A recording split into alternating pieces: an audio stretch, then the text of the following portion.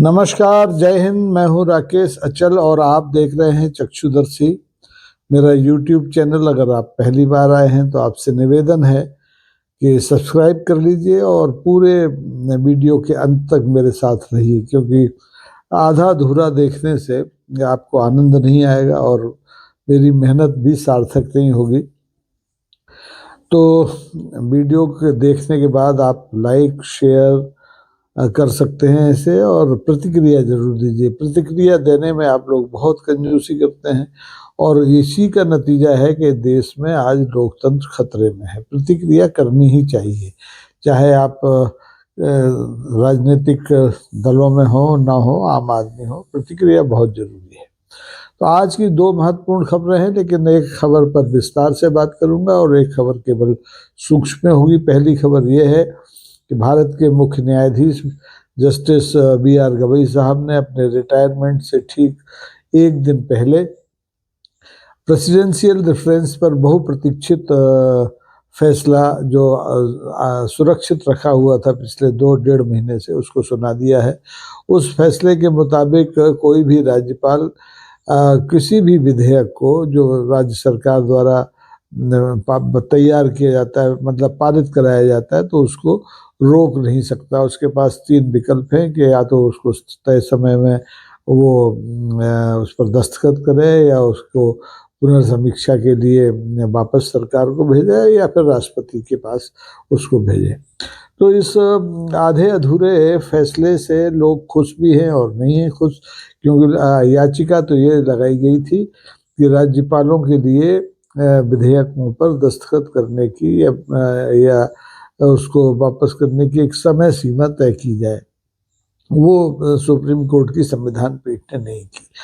अब दूसरी महत्वपूर्ण खबर यह है कि बिहार में लंबी जद्दोजहद के बाद, SIR के तमाम सारे हमलों के बाद, जो नीतीश बाबू है, NDA गठबंधन के नेता, उन्होंने 10वीं बार मुख्यमंत्री पद की शपथ ले ली है। यानी वो 10 नंबरी मुख्यमंत्री हो गए हैं।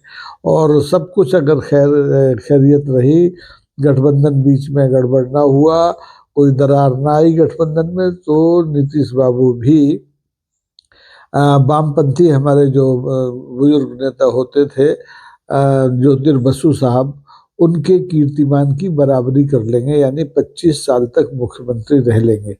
लेकिन ये अटकलें हैं। गठबंधन की सरकारें पूरे 5 साल चल जाएं, इसकी गारंटी गठबंधन के का कोई नेता या गठबंधन का कोई घटक नहीं दे सकता, क्योंकि कब क्या हो जाए किसी को नहीं मालूम होता है, ऊपर वाले को भी मालूम नहीं होता है, क्योंकि जो कुछ होता है वो नीचे होता है।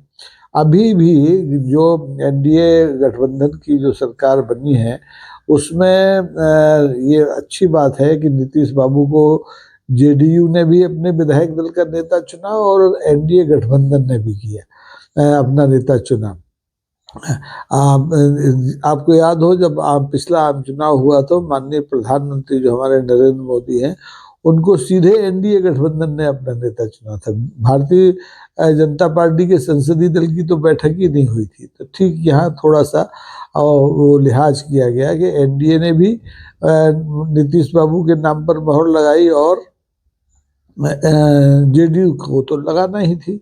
और गनीमत ये रही कि JDU को तोड़ फोड़ की जरूरत भारतीय जनता पार्टी को नहीं पड़ी, और जो भी अंदर खिचड़ी पकी हो NDA गठबंधन में, अंततः उनकी सरकार बन गई। और 10 नंबरी मुख्यमंत्री माननीय नीतीश मोदी के नेतृत्व में 26 मंत्रियों ने पद और गोपनीयता की शपथ ली। अब गठबंधन के भविष्य का आकलन अगर आप करना चाहें कि ये गठबंधन चलेगा कि नहीं चलेगा, नीतीश बाबू की ये जो पारी है ये पूरी खिंचेगी या नहीं खिंचेगी, इसका अनुमान आप इस बात से लगा सकते हैं कि इस मंत्रिमंडल में सबसे ज्यादा मंत्री भारतीय जनता पार्टी के हैं, जबकि भारतीय जनता पार्टी और JDU की सीटों में मात्र 4-5 का अंतर है। आपको याद है कि BJP के पास 89 सीटें हैं, तो इनके पास 85, JDU के पास 85 सीटें हैं। लेकिन मंत्रियों की अगर आप संख्या देखेंगे तो 89 सीट वाले भारतीय जनता पार्टी के 14 मंत्री हैं इस मंत्रिमंडल में। 14, पूरे 14 मंत्री हैं और दोनों उप मुख्यमंत्री भारतीय जनता पार्टी के हैं। यानी सिद्धार्थ चौधरी और जो सिन्हा साहब, विजय सिन्हा साहब थे, वो दोनों को पहले भी उप मुख्यमंत्री बनाया गया था और अभी भी उप मुख्यमंत्री बनाया गया। अब उनकी किस्मत में मुख्यमंत्री बनना इस 2025 के विधानसभा चुनाव के बाद नहीं लिखा था, तब उन्हें लंबा इंतजार करना पड़ेगा। या तो पूरे 5 साल इंतजार करना पड़ेगा और या फिर बीच में कुछ देर के लिए उन्हें रुकना पड़ सकता है। अब इसमें जो जेडीयू है, जिसके कि मुख्यमंत्री बनाए गए हैं माननीय नीतीश बाबू, उनकी पार्टी के मंत्रियों की संख्या मात्र 8 है। तो यानी 8, 6, 14, 6 का अंतर है। 6 बीजेपी के मंत्री ज्यादा हैं और जेडीयू के 8 है मुख्यमंत्री समेत। और एलजेपी जो चिराग पासवान की पार्टी थी, जिसने बड़ी अच्छा प्रदर्शन किया था, 19 सीटें विधानसभा की जीती थी, और कहा यह जा रहा था कि इस बार चिराग पासवान की पार्टी से या तो खुद चिराग पासवान को या उनकी पसंद के किसी आदमी को उप मुख्यमंत्री बनाया जाएगा। 2 की जगह 3 उप मुख्यमंत्री बना दिए जाएंगे, लेकिन ऐसा नहीं हुआ, ऐसा हो नहीं सका। और चिराग पासवान को मात्र 2 सीटें इस कैबिनेट में मिली हैं, मात्र 2। 19 में से 2 लोग उनके मंत्री बनाए गए हैं। इसी तरह से आप देखें कि दूसरी जो 2 और गठबंधन की महत्वपूर्ण पार्टियां हैं, हम और आरएलएम, इनके भी एक एक मंत्री बनाए गए हैं। हम के 5 विधायक हैं और आरएलएम के 4 विधायक हैं। इस लिहाज से आप देखें तो मंत्रिमंडल में मुख्यमंत्री को अगर आप एक तरफ रखते तो भारतीय जनता पार्टी की चली है, उसके 14 विधायकों को मंत्री बनाया गया है। और जेडीयू जिसके कि मुख्यमंत्री है, वो 8 पे उसे सब्र करना पड़ा है। और एलजेपी की तो और ही बुरी हालत हुई, उन्हें तो मुख्यमंत्री पद का जो सम्मान मिलना था वो मिला नहीं, उन्हें मात्र 2 सीटों पर भी संतोष करना पड़ा। और मांझी साहब और उपेंद्र कुशवाहा साहब को भी एक एक मंत्री पद मिला है।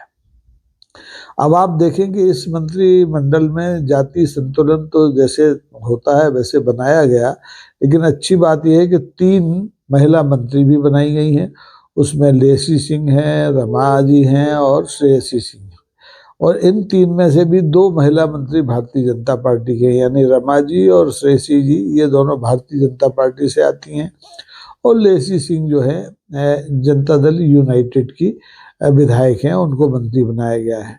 और चूंकि नीतीश कुमार एक धर्मनिरपेक्ष, एक प्रगतिशील और समाजवादी नेता हैं, तो उन्होंने एक अल्पसंख्यक को भी इस मंत्रिमंडल में जगह दी है। मोहम्मद जमा खान साहब, उनको मंत्री बनाया गया है। वो जेडीयू से आते हैं, यानी जेडीयू ने अपने 8 के कोटे में एक महिला को भी जगह दे दी, एक अल्पसंख्यक यानी मुस्लिम समुदाय को भी जगह दे दी, और 6 में अपने दीगर जातियों के लोगों को एडजस्ट किया है। अब ये एडजस्टमेंट तो अच्छा है और उम्मीद करना चाहिए कि ये गठबंधन की जो सरकार है पूरे 5 साल चलेगी। लेकिन बिहार में ऐसा हुआ नहीं है। बिहार में कोई भी गठबंधन अगर आप देखें पिछला इतिहास उठा करके, तो 5 साल तो नहीं चलता, बीच में कुछ ना कुछ गड़बड़ होती है। और कांग्रेस ने भी इस मंत्रिमंडल पर प्रतिक्रिया व्यक्त करते यही कहा है कि हमें उम्मीद है कि बिहार की जनता से धोखा नहीं होगा। अब बिहार की जनता तो अभिशप्त है धोखा खाने के लिए। आप देखें, जब विधानसभा का चुनाव शुरू नहीं हुआ था, तब बिहार में एसआईआर की मुखालफत के लिए, इसके खिलाफ खड़े होने के लिए, मुखालफती जिसे आप कहेंगे, खिलाफत तो नहीं कह सकते, तो मुखालफत के लिए, विरोध करने के लिए सबसे बड़ा आंदोलन बिहार में शुरू हुआ। वोट अधिकार यात्राएं बिहार में निकाली गई, संविधान की प्रतियां बिहार में लहराई गई, और ऐसे लग रहा था कि जैसे कि यहाँ तो अब पूरा परिवर्तन हो ही गया है, यानी इंडिया गठबंधन की सरकार बनने वाली है। और इसी उम्मीद पर आप देखें कि इंडिया गठबंधन के लोग 18 नवंबर को शपथ ग्रहण की तैयारी भी कर रहे थे, उन्होंने घोषणा भी कर दी थी तेजस्वी यादव ने, लेकिन ये हो ना सका। बिहार में बहुत सी चीज़ें ऐसी हैं जो हो नहीं सकी, और जो होनी थी वो होके रही। जैसे कि महागठबंधन जो था उसको सत्ता से दूर होना था, वो होके रहा। और नीतीश बाबू को 10वीं बार मुख्यमंत्री पद की शपथ लेनी थी, वो लेके रहे। लोगों को बड़ी आशंकाएं थी कि भारतीय जनता पार्टी शायद महाराष्ट्र की तर्ज पर नीतीश बाबू को स्वीकार नहीं करेगी और उनके सामने डिप्टी चीफ मिनिस्टर बनने का ऑफर करेगी, और नहीं मानेंगे तो उनकी जेडीयू को तोड़ देगी और अपना काम चला लेगी। लेकिन महाबली भारतीय जनता पार्टी के चाणक्य अमित शाह हों, चाहे प्रधानमंत्री नरेंद्र मोदी हों, वो इस मामले में नीतीश कुमार के सामने बौने साबित हुए। यानी यहाँ नीतीश की नीति और नीतीश का सुशासन भारतीय जनता पार्टी की चाणक्य नीति पर और उसके तजुर्बे पर भारी पड़ा। इस बात के को लेकर के जरूर बिहार के लोग खुश हो सकते हैं कि बिहार ने भारतीय जनता पार्टी को सत्ता की जो लगाम है, जो कमान है, वो भारतीय जनता पार्टी को नहीं देने दी। वो अंततोगत्वा जेडीयू के साथ हाथ में आई है। अब सवाल ये है कि जेडीयू इस नई शुरुआत के साथ कितना खुश और कितना सुरक्षित अपनी सरकार को कितने दिन रख पाता है। क्योंकि इसमें तो जिस दिन भी सब्र का प्याला छलका भारतीय जनता पार्टी का, उस दिन नीतीश बाबू को कृष्ण मुक्त कर दिया जाएगा, सत्याच्युत कर दिया जाएगा। इसमें कोई दो राय नहीं है। लेकिन अब भारतीय जनता पार्टी के लोग हैं, सब्र कितना दिखा सकते हैं ये भी कहना मुश्किल है। क्योंकि सब्र तो है, भारतीय जनता पार्टी पिछले 3 दशक से बिहार में एक छत्र राज अपना कायम करने के लिए संघर्षरत है। कभी इसके साथ, कभी उसके साथ, कभी अकेली, कभी दुकेली। और अभी भी 2025 में भी उसका सपना पूरा नहीं हुआ। लेकिन उसने जो उछल कूद महाराष्ट्र में की, जो मध्य प्रदेश में की, वो हरियाणा में की, वो बिहार में करने की हिम्मत नहीं की।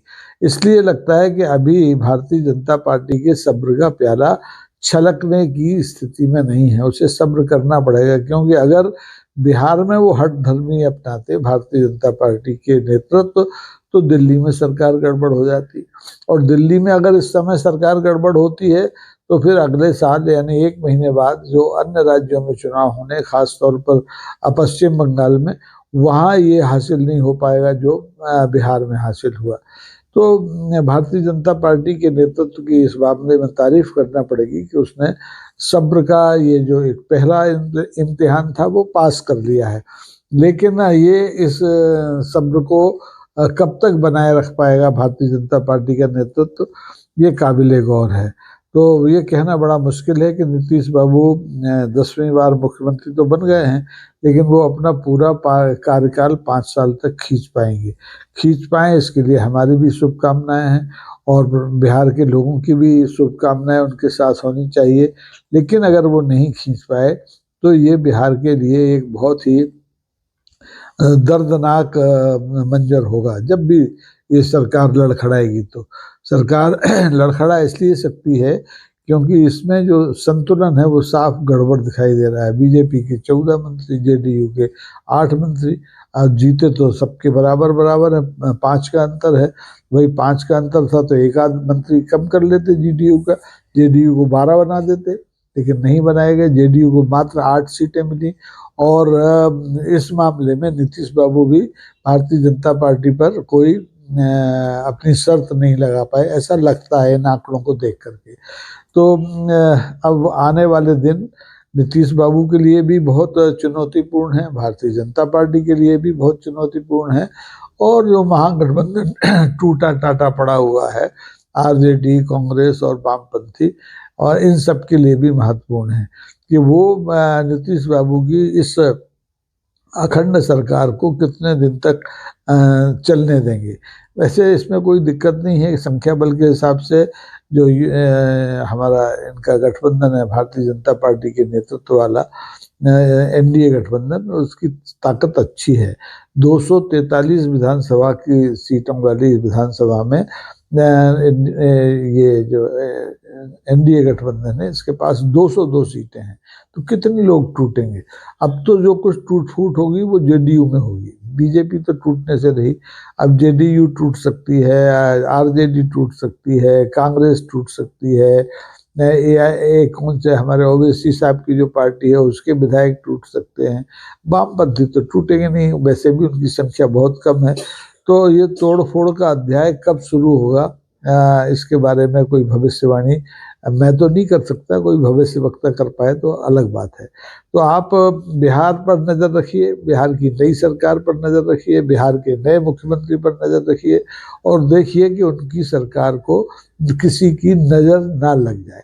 आज के लिए बस इतना ही। अगर आपको ये वीडियो पसंद आए तो मैं फिर से निवेदन करूंगा कि इसे सब्सक्राइब कीजिए, इसे शेयर कीजिए, इसे लाइक कीजिए और कुछ ना कीजिए तो प्रतिक्रिया जरूर दीजिए। आज के लिए बस इतना ही। बहुत बहुत धन्यवाद। नमस्कार। जय हिंद।